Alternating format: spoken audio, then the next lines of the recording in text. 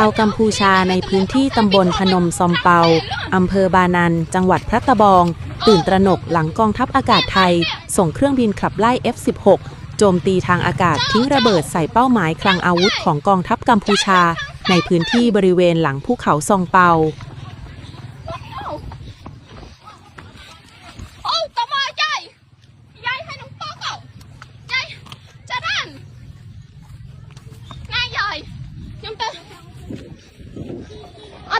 tao mau dây hay nung teo sao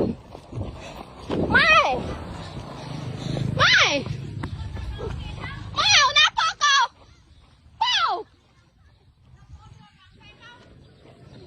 cho trắng sang lên đang hai nhung mà rồi đang ai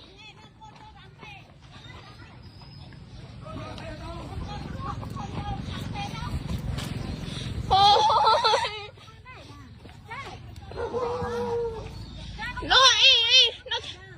nó mấy mươi tiền mình phải crop á này này